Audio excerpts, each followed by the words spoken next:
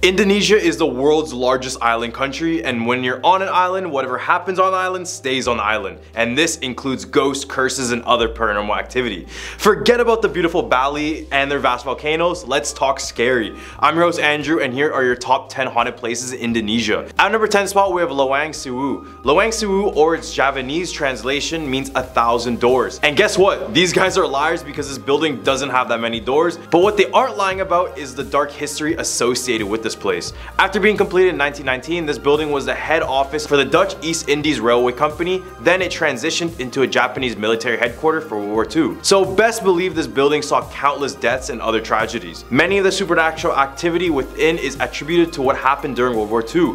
It's believed that the Japanese would torture and hang people from the iron beams underneath the ceiling. And it's said by many guests who stand underneath the beams that they get touched or hear the screams of those who were tortured. At number 9 spot, we have Bintaro Railway and Menara Station. Known as one of the most devastating accidents in railway history, the 1987 Bintaro train crash had 2 trains colliding head-on due to a mere miscommunication. From the accident, more than 100 lives were claimed and many more injured. It was so bad of a crash, it took first responders over 2 days to dig out all the bodies and people trapped under the debris. Now the train graveyard located in Menara Station, where all the train metal was buried, is supposedly haunted. At the dead of night, locals claim to see the ghostly apparitions of 2 trains going towards one another, all while hearing the panic screams of those trapped inside. It is said that many pedestrians have been struck and killed after crossing these tracks, and the survivors of these incidents claim they were possessed by the people of the train crash. At our number 8 spot, we have Maul Clender. Back on May 15, 1998, an army of looters residing in East Jakarta had taken over the Yogyakarta department store in response to the sudden collapse of the Indonesian economy. During the time, over 400 shopkeepers and visitors were stuck inside of the building in fear of being attacked if they tried to leave. But as hours went by, the looters eventually burned down the 4-story building with all the people still inside of it. This caused over 250 lives to perish within minutes, making one of the most devastating terrorist attacks in history. However, in the year 2000, they decided to rebuild the burnt down building into a shopping store called Clender Mall. Except many believe this mall to be haunted the moment of its construction, especially since the area claimed as many lives as it did. Workers at the mall report that they still find the charred remains of some who were burnt alive with fingers and other small body parts scattered around the mall. As well, the majority of workers claim to be in a trance-like state at least once when working, which they all blamed it on the tortured ghosts trapped in the building. At number 7 spot, we have the Ghost Palace Hotel. As the name suggests, well, you already know what the name suggests. Ghost. Ooh. So as you can see, this hotel lies abandoned and looks creepy as is. The variations of the story goes from a developer being cursed due to his corrupt practices, or that one night all workers and guests suddenly disappeared out of thin air. The most believable story is that of Tommy Soeharto, who was the son of a former Indonesian president. He went on to construct this hotel back in the early 1990s until he was sent to prison in 2002, which caused all construction to completely cease. Now, after countless years of being completely abandoned, many believe this place is as scary as it looks.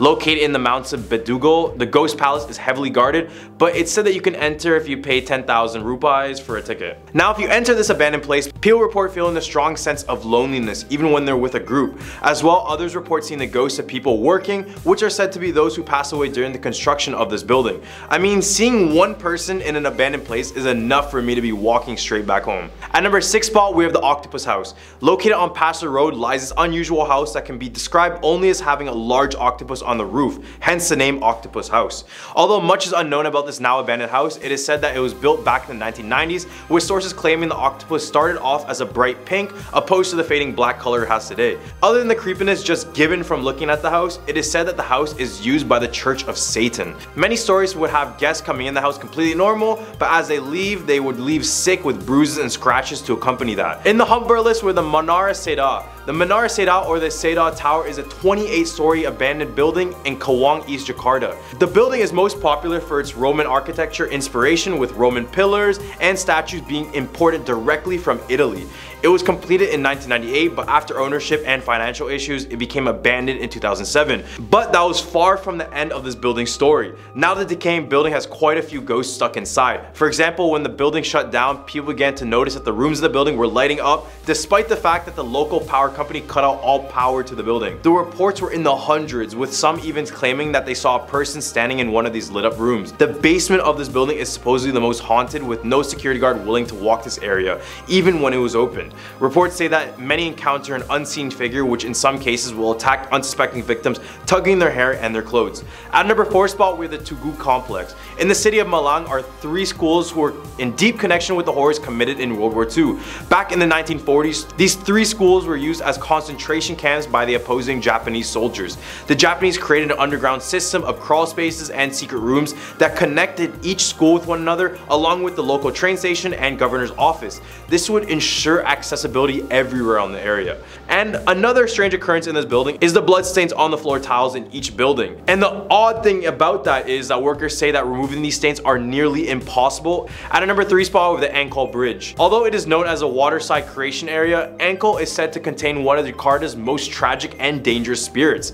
The ghost that haunts Ancol's Goyang Bridge is said to be that of a beautiful young woman named Siti Arya, who was kidnapped and murdered in the early 1800s after she rejected the advances of a powerful old man. Legend says that her body was left in the rice field right by where the Goyang Bridge stands now.